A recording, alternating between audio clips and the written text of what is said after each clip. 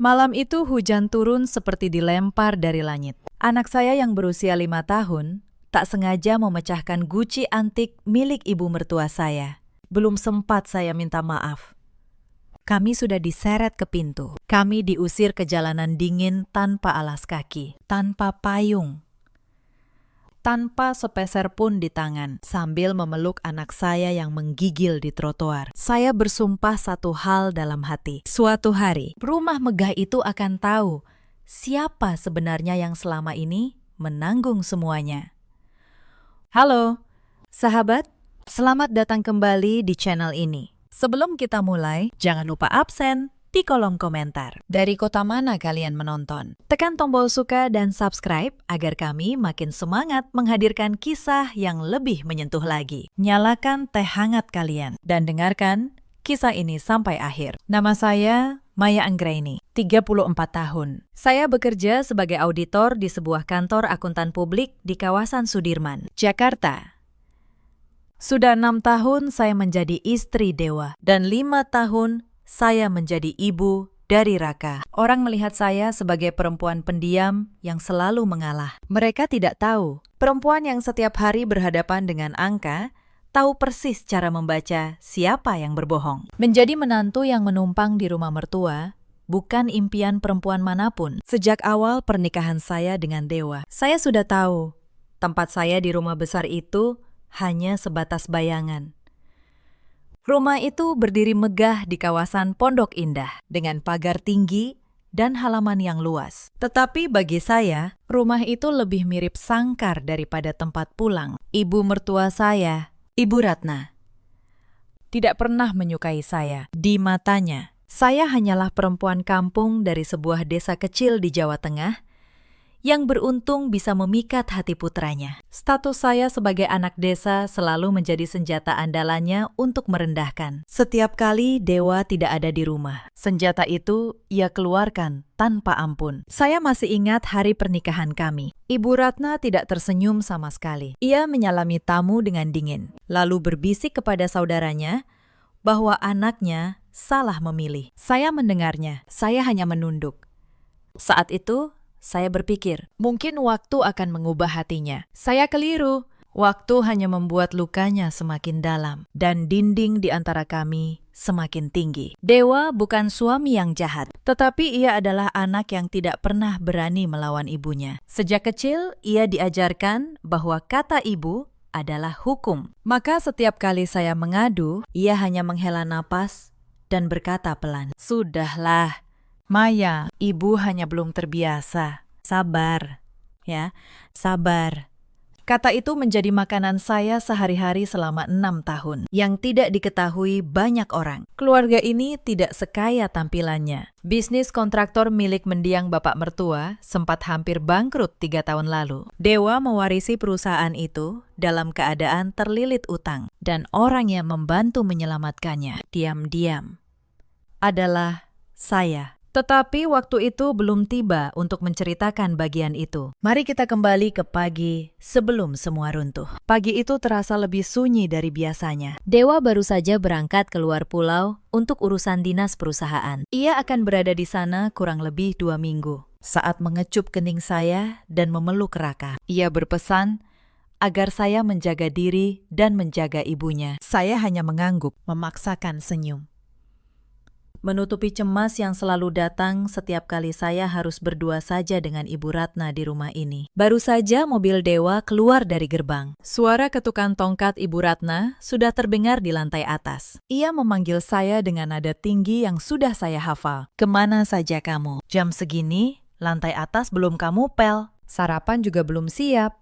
Kamu pikir kamu nyonya di rumah ini?" bentaknya sambil menuruni tangga. Matanya menatap saya penuh selidik. "Maaf, Bu, tadi saya menyiapkan bekal dan pakaian Mas Dewa. Ini saya mau langsung ke dapur," jawab saya. Tak berani menatap matanya. "Alasan saja.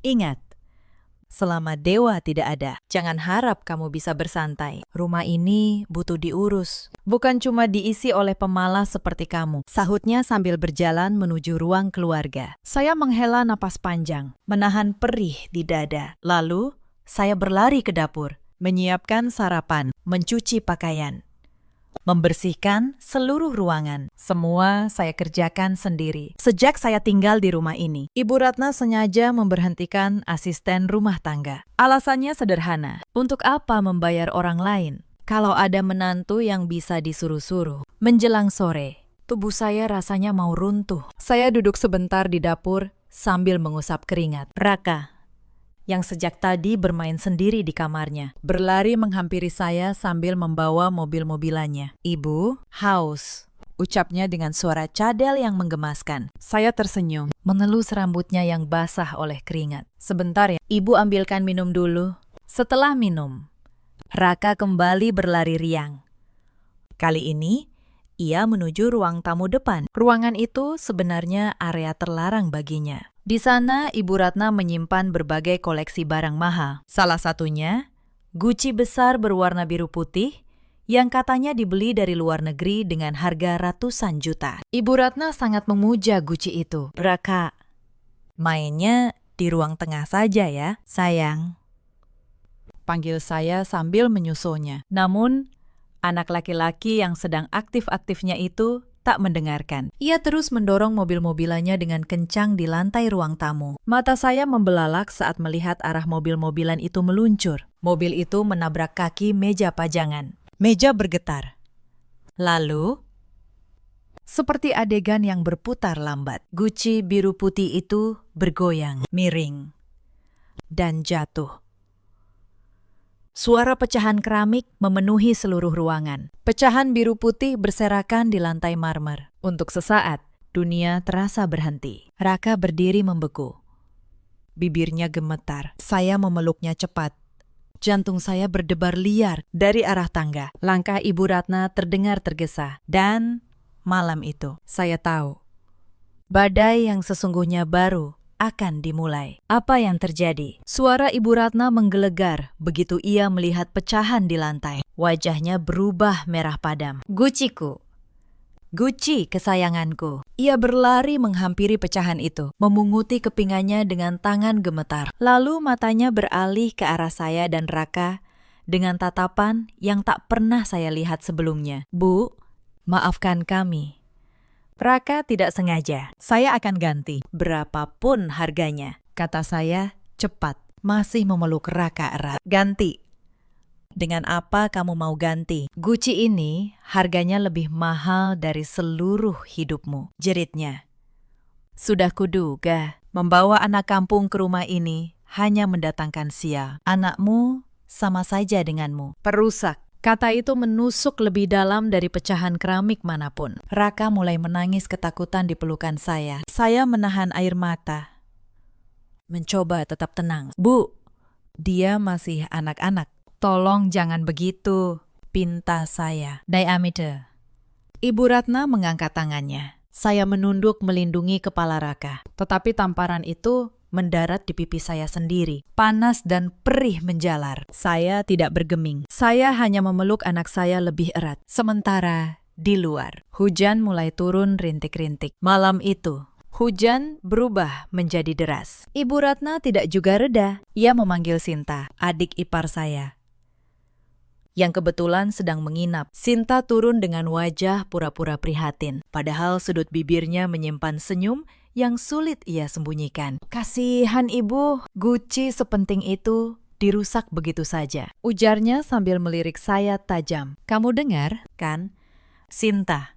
Aku tidak mau lagi ada perusak di rumah ini," kata Ibu Ratna. Lalu ia menatap saya. "Malam ini juga kamu dan anakmu keluar dari rumah ini. Aku tidak peduli mau kemana. Yang penting, aku tak mau melihat muka kalian lagi." Saya tertegun. "Bu, ini malam hari dan hujan deras. Raka bisa sakit. Setidaknya tunggu sampai Mas Dewa pulang," kata saya memohon. "Dewa tidak ada di sini. Dan selama dia tidak ada, rumah ini aku yang pegang," potong Ibu Ratna.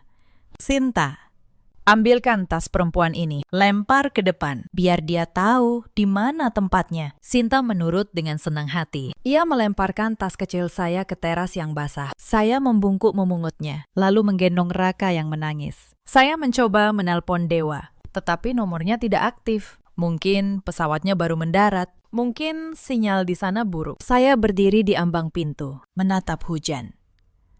Lalu menatap perempuan tua yang seharusnya menjadi ibu kedua bagi saya. Baik, Bu, kami pergi, kata saya pelan. Saya tidak menangis di depannya. Saya hanya menggendong Raka, menutupi kepalanya dengan jaket tipis saya, lalu melangkah keluar ke jalanan dingin. Pintu di belakang saya ditutup dengan suara keras. Lampu teras dimatikan. Dan di tengah gelap itu, saya berjalan tanpa tahu harus kemana. Sementara satu kalimat berputar di kepala saya. Mereka tidak tahu apa yang sebenarnya mereka usir malam ini. Saya menumpang di sebuah warung kecil yang masih buka di pinggir jalan. Pemiliknya, seorang ibu paruh baya bernama Bu Asih, melihat saya dan Raka basah kuyup, lalu segera mempersilakan kami masuk. Ia menyeduh teh hangat dan meminjamkan handuk. Nak, kamu kenapa malam-malam begini di luar dengan anak kecil? Tanyanya lembut. Saya hanya tersenyum getir. Cerita panjang. Bu, terima kasih sudah memberi kami tempat berteduh. Kebaikan orang asing malam itu terasa lebih hangat dari keluarga yang saya tumpangi selama 6 tahun. Keesokan paginya, Dewa akhirnya menelpon. Suaranya panik begitu tahu saya dan Raka ada di luar rumah. Tetapi yang ia ucapkan setelah itu membuat hati saya membeku. Maya, tolong mengertilah ibu. Guci itu sangat berarti baginya. Kamu kembali saja, minta maaf baik-baik. Demi aku, ya. Saya menggenggam telepon erat-erat. Bertahun-tahun saya berharap suami saya berdiri di pihak saya. Pagi itu saya sadar ia tidak akan pernah melakukannya. Dan mungkin sudah waktunya saya berhenti menunggu. Mas, kata saya, tenang.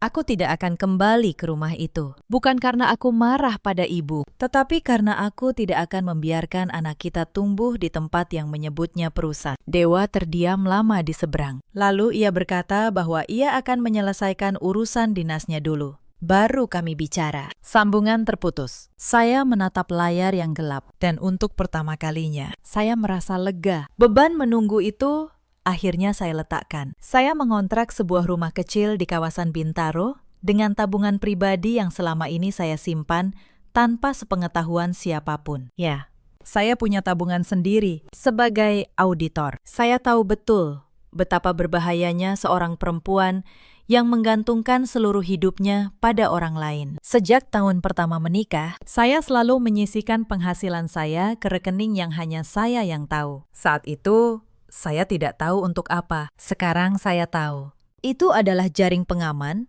yang menyelamatkan saya dan Raka. Hari-hari berikutnya tidak mudah. Saya bangun pagi, mengantar Raka ke tempat penitipan anak, lalu bekerja seperti biasa. Malam hari, saya memasak makanan sederhana, ikan goreng dengan sayur asem dan sambal terasi. Sederhana.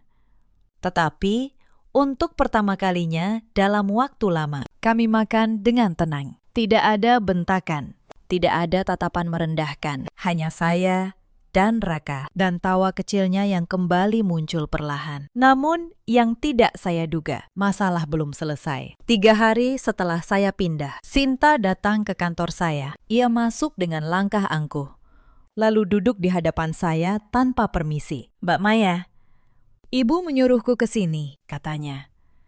Ibu butuh tanda tanganmu untuk beberapa surat. Urusan keluarga, tinggal tanda tangan, beres. Saya menatapnya. Naluri seorang auditor langsung menyala. Surat apa? Boleh saya baca dulu? Tanya saya tenang.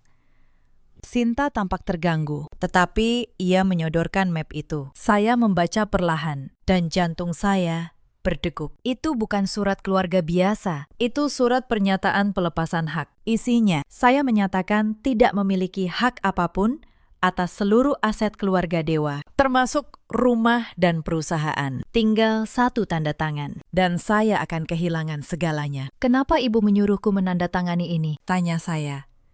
Menjaga suara tetap datar, Sinta tersenyum tipis.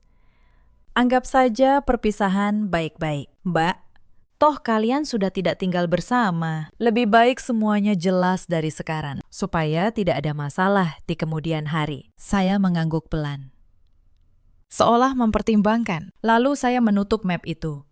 Saya butuh waktu untuk membaca lebih teliti. Tinggalkan saja di sini.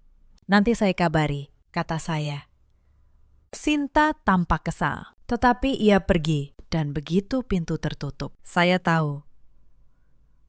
Mereka sedang bergerak cepat. Pertanyaannya, untuk apa terburu-buru jika tidak ada yang ingin mereka sembunyikan? Malam itu, saya tidak bisa tidur. Bukan karena takut, tetapi karena pikiran saya bekerja seperti mesin. Mengapa Ibu Ratna begitu terburu-buru ingin saya melepaskan hak atas perusahaan? Selama ini ia selalu mengatakan perusahaan itu hampir bangkrut, tidak ada nilainya.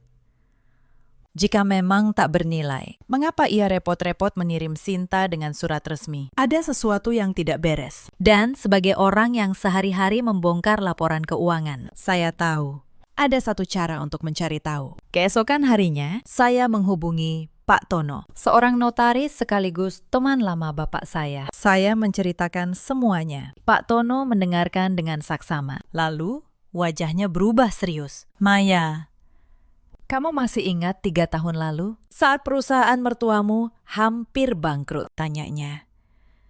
Saya mengangguk. Waktu itu, suntikan dana penyelamat datang dari mana? Saya terdiam. Lalu ingatan itu kembali. Dana itu datang dari saya.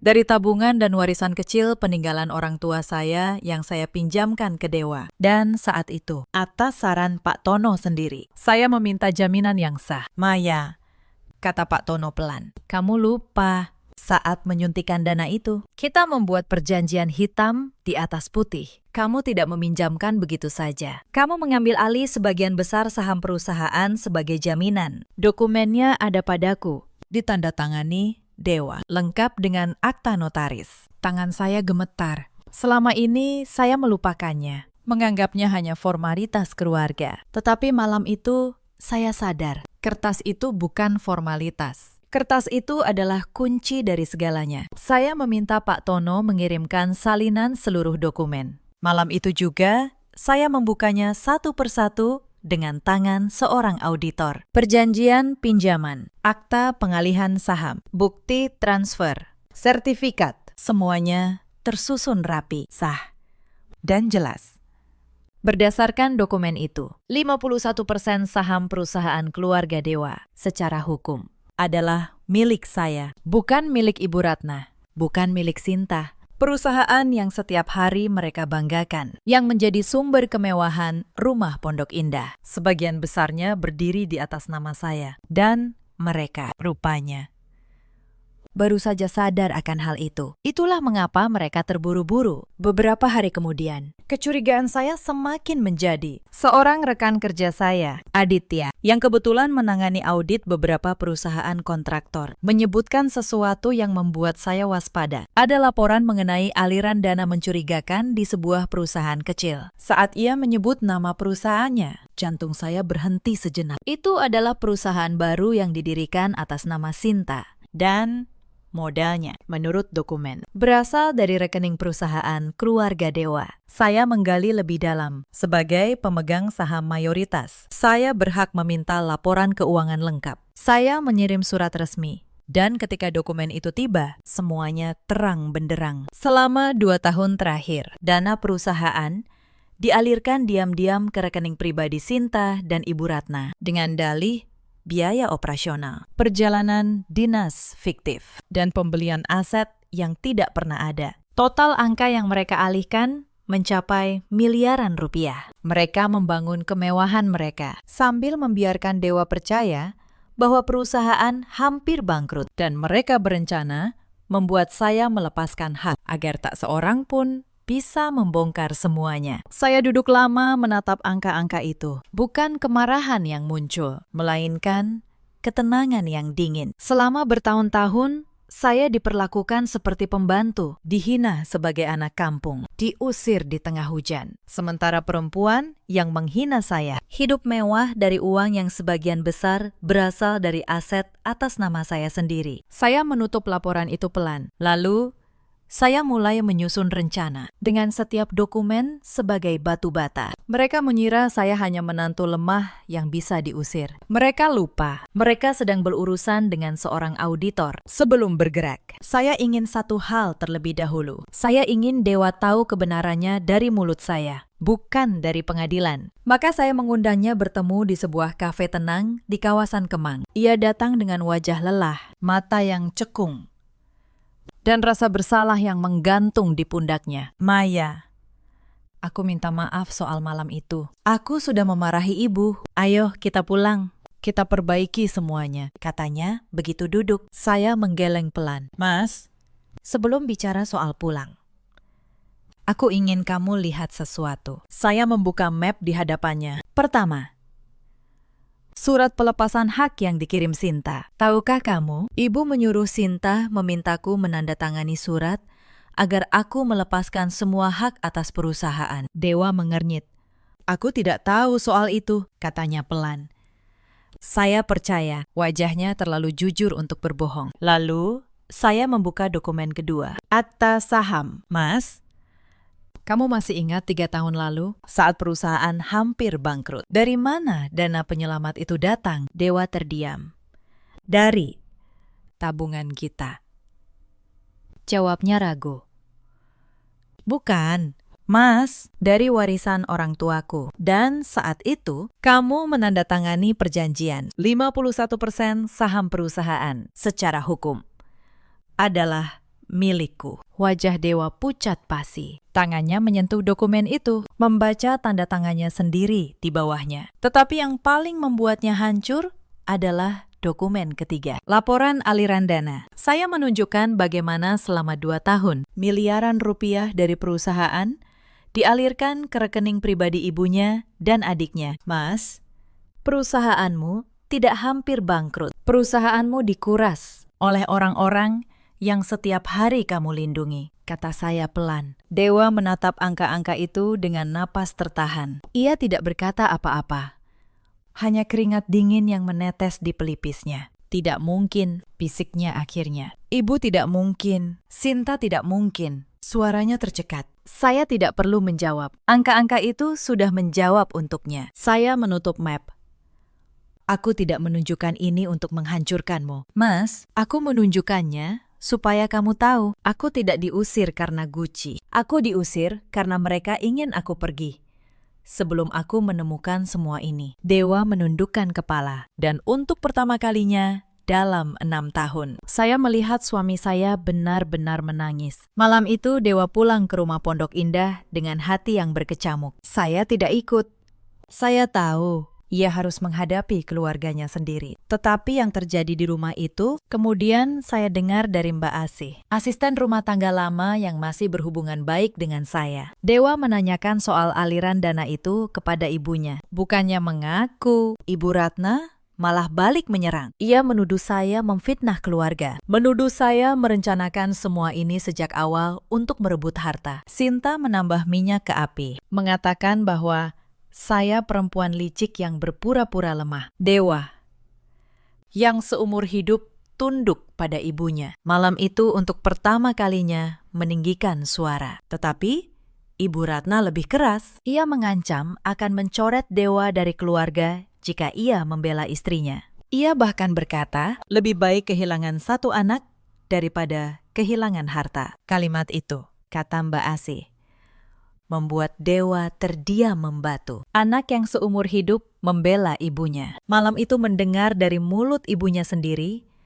bahwa harta lebih berharga daripada dirinya. Sementara itu, saya tidak tinggal diam. Saya tahu, menghadapi orang seperti Ibu Ratna dan Sinta tidak cukup dengan air mata. Saya membutuhkan kekuatan hukum. Bersama Pak Tono, saya menyiapkan langkah demi langkah dengan rapi. Pertama, saya resmi mendaftarkan diri sebagai pemegang saham mayoritas di perusahaan, sesuai akta yang sah. Kedua, saya menyiapkan laporan audit lengkap mengenai penyalahgunaan dana. Ketiga, saya berkonsultasi dengan pengacara untuk kemungkinan tuntutan pidana atas penggelapan. Beberapa hari kemudian, Sinta kembali menghubungi saya. Kali ini, nadanya berbeda. Tidak ada lagi keangkuhan. Mbak Maya, kita bicara baik-baik, ya. Soal surat itu, lupakan saja.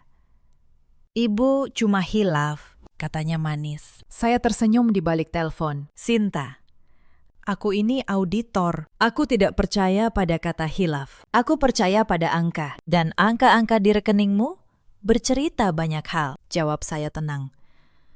Hening sejenak di seberang. Lalu sambungan terputus. Saya tahu. Mereka mulai panik. Tetapi panik mereka baru permulaan. Hari-hari berikutnya, tekanan di rumah Pondok Indah semakin terasa. Para kreditur perusahaan yang selama ini ditenangkan dengan laporan palsu mulai bertanya. Beberapa proyek terhenti karena dana yang seharusnya ada ternyata raib. Dewa, yang kini mencoba mengurus perusahaan dengan jujur, menemukan lubang demi lubang yang ditinggalkan ibunya dan adiknya. Setiap lubang itu membawanya kembali pada satu kesimpulan yang menyakitkan. Selama ini ia dibutakan oleh kasih sayang yang ternyata bersyarat. Suatu sore, Dewa datang ke rumah kontrakan saya di Bintaro. Ia berdiri di depan pintu dengan wajah yang sama sekali berbeda. Bukan lagi suami yang selalu berkata sabar, ya. Ia tampak seperti orang yang baru bangun dari tidur panjang. Maya, boleh aku masuk? Tanyanya. Saya membukakan pintu. Raka berlari memeluk kaki ayahnya. Dan untuk sesaat, ada kehangatan yang lama hilang. Dewa menggendong anaknya, lalu menatap saya. Aku salah. Maya. Selama ini aku salah. Saya mempersilakannya duduk. Saya menyeduh teh, lalu menaruhnya di hadapannya. Mas, aku tidak butuh pengakuan. Aku butuh tindakan, kata saya. Dewa mengangguk. Aku akan membereskan semuanya. Aku akan menuntut ibu dan Sinta kalau itu yang harus kulakukan. Saya menggeleng. Bukan kamu yang menuntut, Mas. Aku yang akan melakukannya sebagai pemegang saham. Tugasmu hanya satu, berdiri di tempat yang benar untuk pertama kalinya dalam hidupmu sebelum hari rapat itu tiba. Sinta melancarkan serangan terakhirnya. Ia mengirim pesan anonim ke kantor saya, menuduh saya menggelapkan dana klien. Tuduhan itu palsu, tetapi cukup untuk memicu pemeriksaan internal. Selama 3 hari, saya harus menyerahkan seluruh catatan kerja saya kepada tim pemeriksa. Saya tidak gentar. Justru karena saya seorang auditor, setiap transaksi saya tercatat rapi. Setiap dokumen tersimpan dengan tanggal dan tanda tangan. Pemeriksaan itu malah membuktikan integritas saya dan menunjukkan betapa teliti saya bekerja. Saat tim pemeriksa menyatakan saya bersih, atasan saya, Bu Sari, memanggil saya. Maya, ada yang mencoba menjatuhkanmu dengan tuduhan kosong. Tetapi catatanmu adalah benteng yang tidak bisa ditembus, katanya. Saya tahu siapa pengirim pesan anonim itu. Pola tulisannya, istilah yang ia gunakan, semuanya mengarah pada Sinta. Tetapi, saya tidak membalas dengan kemarahan. Saya menyimpan bukti itu, menambahkannya ke dalam map yang sudah saya siapkan. Setiap serangan mereka, ironisnya, menjadi peluru tambahan di tangan saya sendiri. Lalu ada pula upaya Ibu Ratna untuk menarik simpati kerabat besar. Ia menggelar acara kumpul keluarga, mengundang semua sanak saudara. Dan di sana, ia menceritakan versinya sendiri, bahwa saya menantu durhaka yang merebut harta keluarga, bahwa saya memanfaatkan kelemahan Dewa. Beberapa kerabat termakan cerita itu dan mulai menghubungi saya dengan nada menghakimi. Tetapi kebenaran punya cara untuk muncul ke permukaan. Saat Pak Tono menjelaskan dokumen yang sah kepada salah seorang paman yang dihormati di keluarga itu, satu persatu kerabat mulai melihat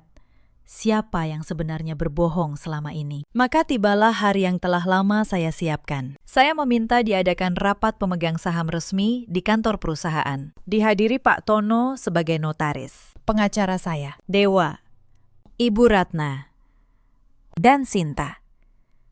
Ibu Ratna datang dengan dagu terangkat, seolah masih menjadi penguasa rumah. Sinta di sampingnya, mencoba tampak tenang. Mereka belum tahu, ruangan itu sudah berubah menjadi panggung, di mana kebenaran akan dibacakan satu persatu. Untuk apa rapat tidak jelas ini? Ibu Ratna membuka dengan nada tinggi begitu duduk. Aku ibu dari pemilik perusahaan ini. Apa hak menantu sepertimu mengundangku? Saya tidak terpancing. Saya membuka map pertama, lalu meletakkannya di meja. Bu, Ini akta pengalihan saham. Ditandatangani Mas Dewa dan disahkan notaris 3 tahun lalu. Berdasarkan dokumen ini, 51% saham perusahaan ini adalah milik saya. Saya pemegang saham mayoritas. Dan itulah hak saya mengundang Ibu hari ini. Wajah Ibu Ratna berubah. Itu pasti palsu, ucapnya. Tetapi suaranya mulai gemetar. Pak Tono angkat bicara dengan tenang. Saya yang membuat akta ini. Bu Ratna sah secara hukum. Dana penyelamat perusahaan 3 tahun lalu berasal dari Nyonya Maya. Tanpa beliau, perusahaan ini sudah bangkrut sejak lama. Ruangan hening. Sinta menelan ludah. Lalu, saya membuka map kedua, laporan aliran dana. Saya membacanya dengan suara tenang. Satu persatu. Tanggal, jumlah, rekening tujuan. Miliaran rupiah yang mengalir ke rekening pribadi Ibu Ratna dan Sinta selama 2 tahun. Perjalanan dinas yang tidak pernah terjadi. Pembelian aset fiktif. Setiap angka yang saya bacakan membuat wajah 2 perempuan itu semakin pucat. Ini fitnah, jerit Sinta akhirnya. Saya menatapnya tenang. Fitnah tidak datang dengan bukti transfer. Sinta, ini bukan fitnah.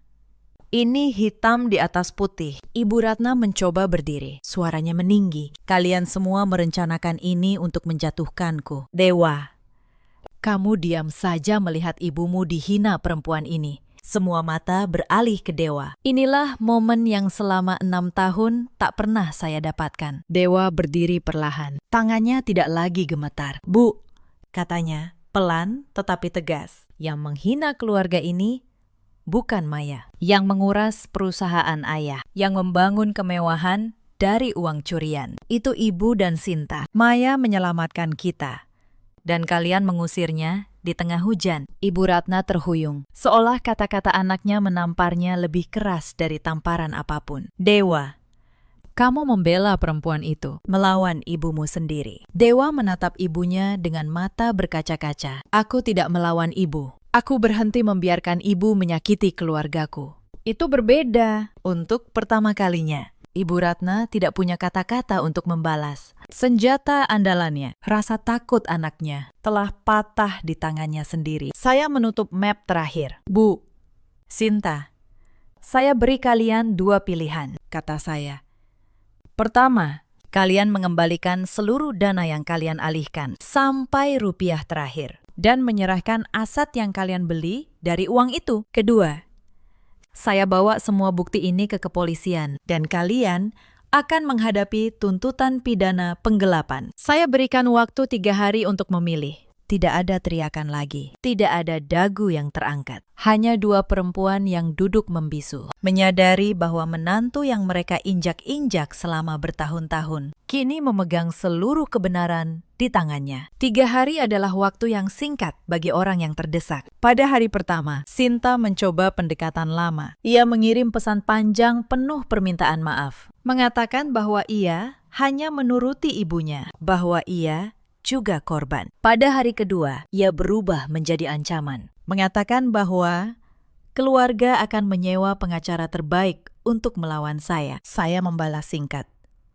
Silahkan, pengacara terbaik pun tidak bisa mengubah angka di rekening koran. Setelah itu, ia tidak membalas lagi. Sementara itu, Ibu Ratna mencoba cara yang berbeda. Ia mendatangi rumah orang tua saya di kampung. Sesuatu yang tak pernah ia lakukan selama 6 tahun pernikahan kami. Ia datang dengan air mata, memohon kepada bibi saya agar saya mencabut tuntutan. Tetapi bibi saya, yang dulu pernah diusir dari rumah Pondok Indah saat hendak menjenguk saya, hanya berkata, Bu, dulu saat kami datang membawa hasil kebun, Ibu menutup pintu di depan kami. Sekarang Maya yang menutup pintu. Itu bukan kekejaman, itu cuma cermin. Pada hari ketiga, datanglah keputusan mereka. Pengacara keluarga datang ke kantor Pak Tono, membawa dokumen kesepakatan. Mereka memilih opsi pertama, mengembalikan seluruh dana, menyerahkan aset, termasuk 2 rumah,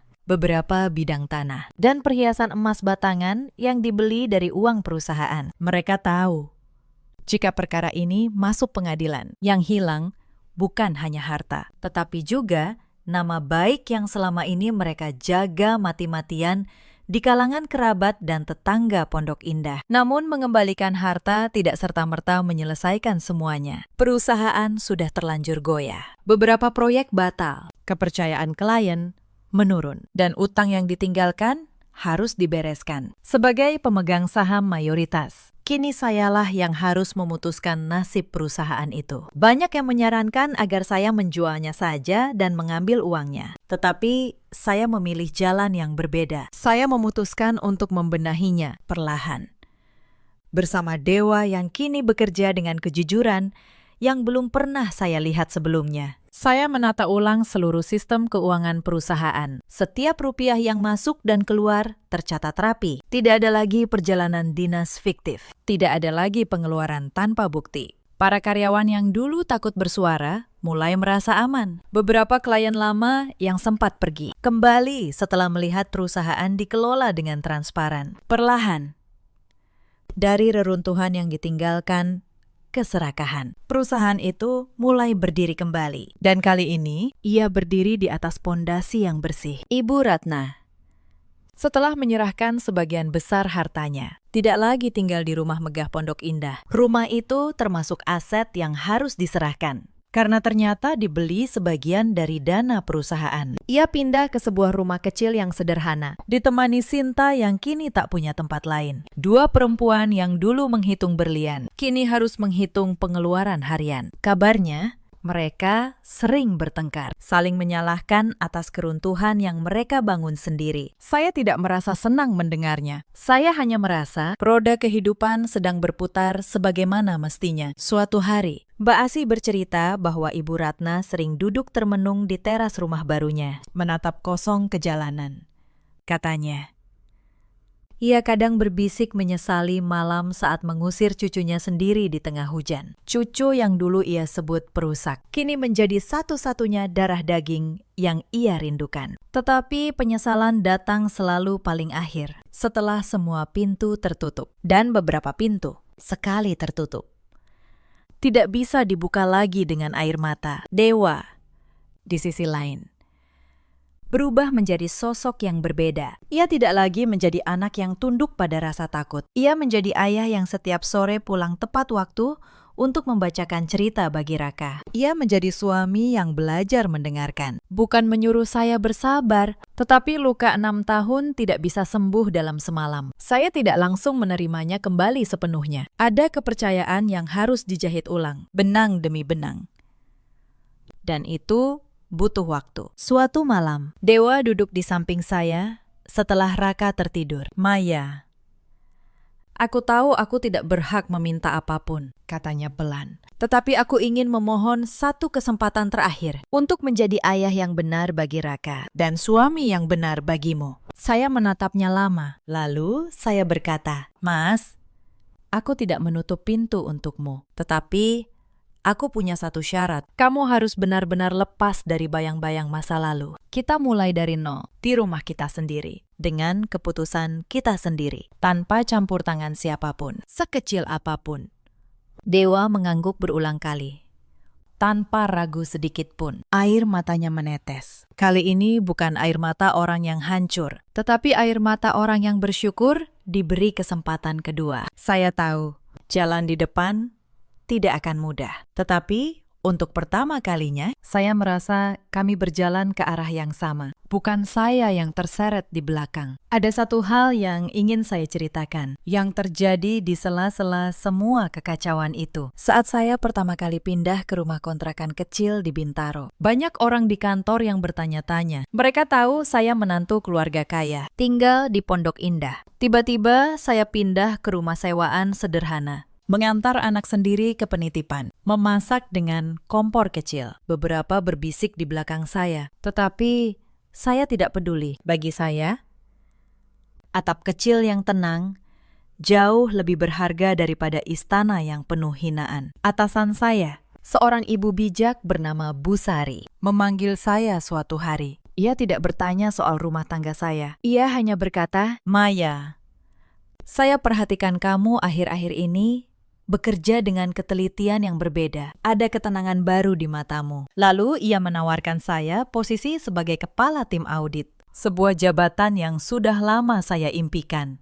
Saya menerimanya, dan saat itu saya sadar. Badai yang mengusir saya dari rumah mertua ternyata membawa saya menuju tempat yang lebih layak. Jabatan baru itu memberi saya bukan hanya penghasilan lebih besar, tetapi juga keyakinan. Untuk pertama kalinya dalam hidup pernikahan saya berdiri di atas kaki sendiri sepenuhnya. Saya tidak lagi menggantungkan harga diri pada penerimaan keluarga dewa. Saya membangun nilai saya sendiri dari keahlian saya sendiri. Dan ketika seorang perempuan tahu nilainya sendiri, tidak ada satupun mertua di dunia ini yang bisa membuatnya merasa kecil. Selama proses penyelesaian dengan keluarga dewa berlangsung, ada momen-momen yang menguji saya. Suatu sore, seorang kerabat jauh Ibu Ratna menelpon, mencoba membuat saya merasa bersalah. Maya, bagaimanapun dia ibu mertuamu. Kamu tega membuatnya jatuh miskin. Apa kata orang nanti, katanya.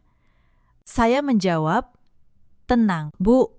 Saya tidak membuatnya miskin. Saya hanya meminta kembali apa yang bukan miliknya. Soal kata orang, saya sudah lama berhenti hidup untuk menyenangkan mulut orang lain. Sambungan terputus, dan saya merasa lebih ringan. Saya juga harus jujur. Ada saat-saat saya hampir goyah. Suatu malam, Raka bertanya polos, "Ibu, kenapa kita tidak pernah ke rumah nenek lagi?" Pertanyaan kecil itu membuat dada saya sesak. Saya tidak ingin anak saya tumbuh dengan kebencian. Maka saya menjawab dengan hati-hati, "Sayang, kadang orang dewasa butuh waktu untuk memperbaiki kesalahan. Nenek sedang belajar. Kita doakan saja yang baik untuknya." Raka mengangguk, lalu kembali bermain. Saya menyimpan luka itu untuk diri saya sendiri, agar tidak menular padanya. Ada pelajaran yang saya petik dari seluruh perjalanan ini. Kekuatan seorang perempuan bukan terletak pada kemampuannya bertahan dalam penderitaan tanpa batas. Banyak orang mengira menantu yang baik adalah yang diam, mengalah, dan menerima semua perlakuan demi menjaga keutuhan keluarga. Padahal, mengalah pada ketidakadilan bukanlah kebaikan. Itu hanya memberi izin pada kejahatan untuk terus berlanjut. Kekuatan sejati adalah berani berkata cukup, lalu bangkit dengan kepala tegak. Saya bersyukur dalam diam selama bertahun-tahun. Saya tidak pernah berhenti menyiapkan diri. Saya menyimpan tabungan saat orang lain berfoya. Saya mempertahankan karir saat banyak yang menyarankan saya berhenti bekerja dan mengurus rumah saja. Saya menyimpan setiap dokumen, mencatat setiap transaksi, bukan karena curiga, tetapi karena itulah kebiasaan seorang auditor. Dan ternyata kebiasaan kecil itulah yang menyelamatkan hidup saya dan anak saya. Persiapan diam-diam itu pada akhirnya lebih kuat daripada teriakan manapun. Setelah seluruh urusan pengalihan aset dan pembenahan perusahaan selesai, kehidupan kami perlahan menemukan ritmenya yang baru. Dewa dan saya bersama Raka akhirnya pindah ke rumah yang kami sewa sendiri. Sebuah rumah sederhana namun penuh kehangatan. Bukan rumah megah pondok indah dengan pagar tinggi dan koleksi Gucci mahal. Hanya rumah biasa dengan halaman kecil tempat Raka bisa berlari. Tetapi di rumah itu, untuk pertama kalinya, kami benar-benar menjadi keluarga. Saya teringat malam saat saya diusir di tengah hujan. Malam yang dulu terasa seperti akhir dari segalanya. Ternyata, malam itu justru menjadi awal. Awal dari keberanian saya untuk berhenti menjadi bayangan. Awal dari perjalanan saya menemukan kembali siapa diri saya sebenarnya. Kadang,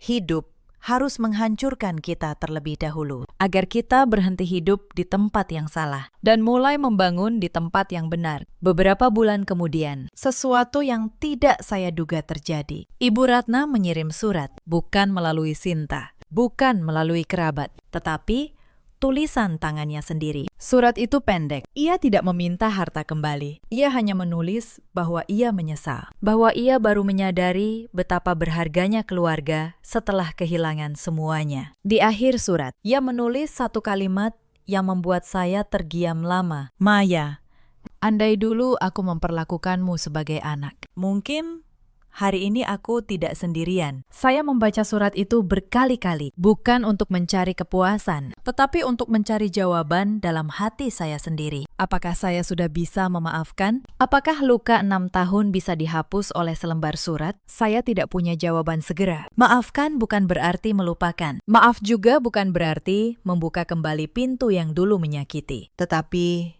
maaf, saya akhirnya mengerti. Adalah cara untuk melepaskan beban dari pundak saya sendiri, bukan untuk meringankan beban orang yang menyakiti. Suatu hari, saya memutuskan mengajak Raka mengunjungi neneknya, bukan untuk berdamai dengan masa lalu, tetapi agar anak saya tidak tumbuh dengan lubang di hatinya. Ibu Ratna yang membuka pintu tampak jauh lebih tua dari yang saya ingat. Rambutnya semakin memutih, tubuhnya membungkuk.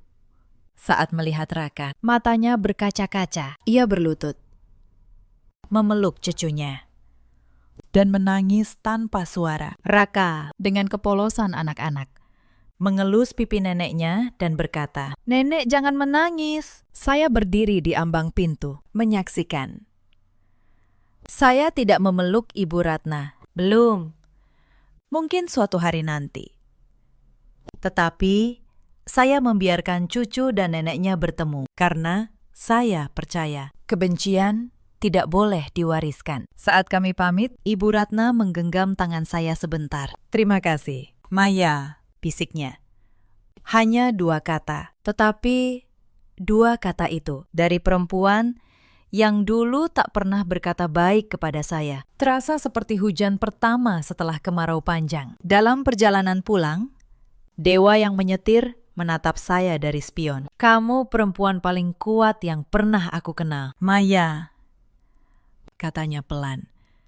Saya tersenyum, menatap Raka yang tertidur di kursi belakang. "Bukan kuat, Mas, aku hanya berhenti membiarkan rasa takut mengambil keputusan untukku." Mobil melaju membelah jalanan, meninggalkan rumah kecil Ibu Ratna di belakang, menuju rumah kami sendiri. Tempat di mana hidup kami yang baru sedang tumbuh perlahan. Sebagai penutup perjuangan ini, ada satu benda kecil yang saya letakkan di sudut ruang tamu rumah sewaan kami. Sebuah guci keramik bunga berukuran sedang, yang saya beli di sebuah pasar seni dengan harga yang sangat terjangkau. Guci itu jauh lebih murah daripada guci antik milik mertua saya dulu, yang harganya ratusan juta. Tetapi, bagi saya, guci sederhana ini memiliki nilai yang jauh lebih mahal. Ia adalah saksi perjuangan. Setiap kali saya duduk melepas lelah dan menatap guci itu, saya tersenyum penuh rasa syukur. Guci itu berdiri kokoh, mengingatkan saya bahwa dari sebuah pecahan, dari luka yang paling dalam sekalipun, seorang perempuan selalu memiliki kekuatan untuk bangkit, untuk menyusun ulang pecahan hidupnya, dan menjadi sosok yang tidak akan pernah lagi sudi diinjak harga dirinya oleh siapapun di dunia ini. Kini, setiap pagi, saya bangun bukan lagi dengan rasa cemas, melainkan dengan rasa syukur. Raka tumbuh menjadi anak yang ceria, tertawa lepas tanpa takut disebut perusak. Dewa berangkat kerja dengan tujuan yang jelas, membangun kembali apa yang sempat runtuh. Dan saya, perempuan yang dulu hanya dianggap bayangan di rumah besar, kini berdiri sebagai tiang utama keluarga ini.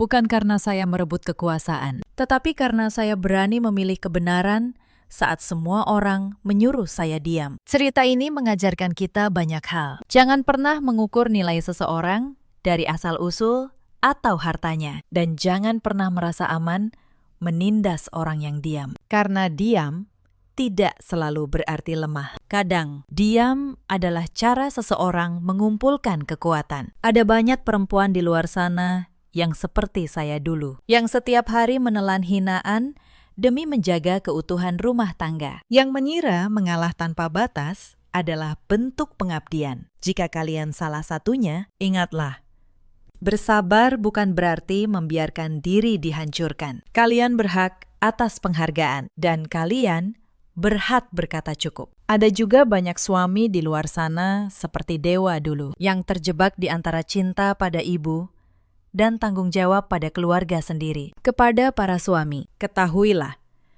membela istri dari ketidakadilan bukanlah durhaka pada orang tua. Itu adalah keberanian untuk menjadi pelindung yang sesungguhnya. Dan ada pula para ibu mertua di luar sana yang takut kehilangan anaknya, lalu memilih menyingkirkan menantunya. Kepada mereka, ingatlah, menantu yang kalian terima dengan hati akan menjadi anak yang menjaga kalian di hari tua. Tetapi menantu yang kalian usir akan menjadi pintu yang tertutup bersama cucu yang seharusnya menghangatkan masa senja kalian. Dalam hidup, kita selalu punya pilihan. Memilih merendahkan atau memilih menghargai. Memilih serakah atau memilih cukup. Setiap pilihan membawa buahnya masing-masing. Cepat atau lambat. Bagikan kisah kalian di kolom komentar jika kalian pernah berada di posisi yang sama. Terima kasih sudah menemani sampai akhir. Sampai jumpa di kisah berikutnya. Dan jangan lupa untuk selalu menjaga harga diri kalian dimanapun kalian berada.